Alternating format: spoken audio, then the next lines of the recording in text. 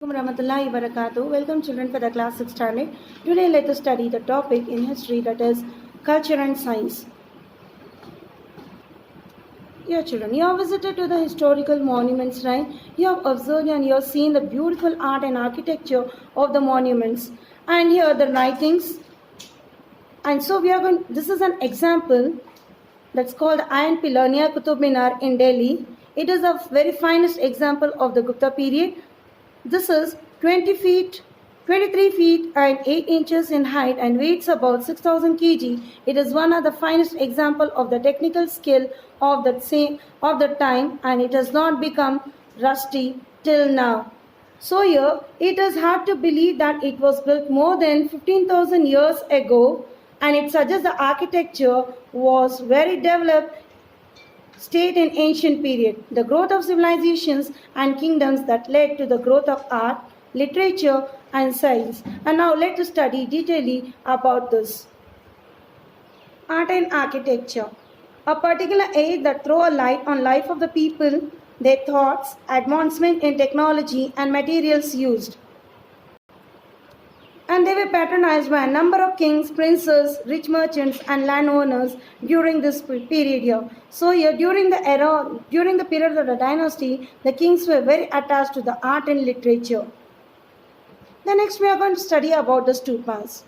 So these stupas were constructed during Ashoka period, and these dome-shaped Buddhist monuments, the inner chamber of a stupa contains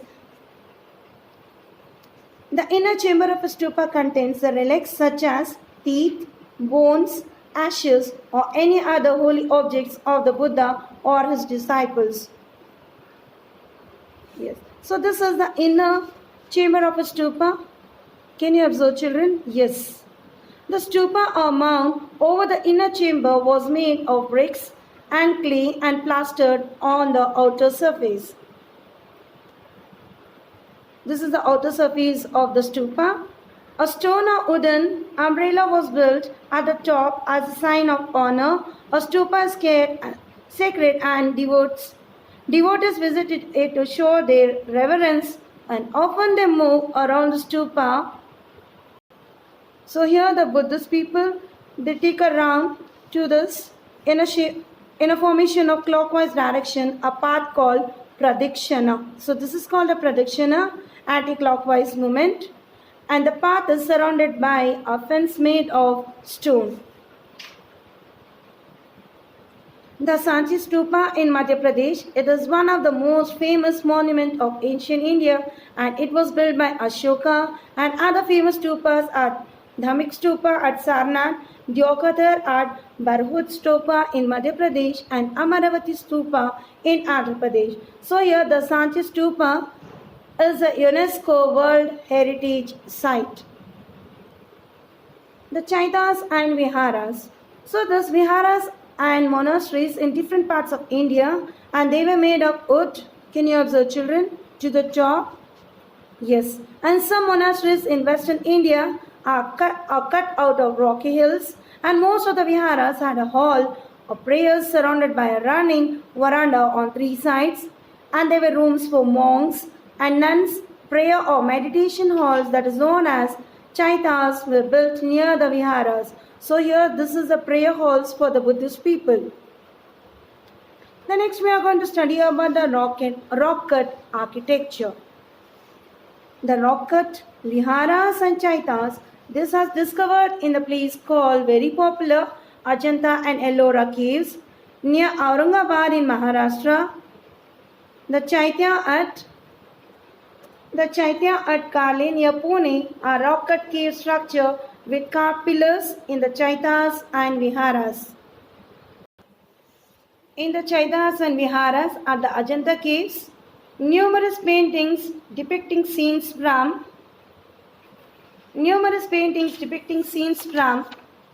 the Buddha's life have been found. The Ellora caves have Hindu, Jain and Buddhist monasteries, temples.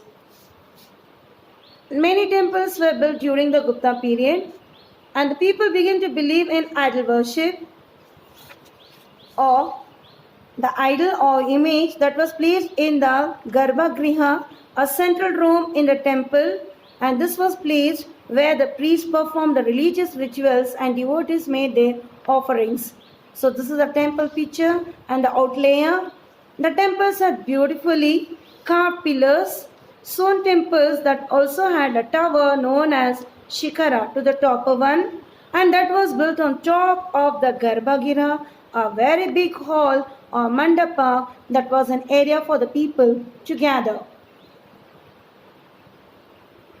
The temples dedicated to Vishnu and Shiva were constructed Vatapi, Pattadakal and Aihole during the period of Chalukyas, and the Pallavas had made a cave temples, rock cut temples, brick temples and rock sculptures.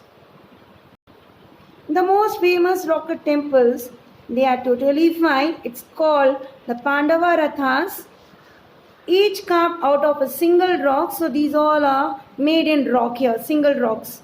So they are titled as the Pandava Rathas. The temples located in Mahabalipuram that mark the transition between rock-cut cave temples and the cave temples and freestanding stone temples. And mostly the kings and the rulers, they provided money, land for the construction of these structures, and also rich traders also gave donations for such constructions. And often devotees who visited the holy shrines paid for some added features to beautify the structure further. The next we are going to learn about the sculptures and paintings. Ashokan pillars were erected across the country. It is one of the beautiful and famous. The pillars were made of a single stone. So this is made in single stone during Ashoka period, which was cut shaped and polished, and it gives the edicts of Ashoka. These edicts were written on tall polished sandstone pillars.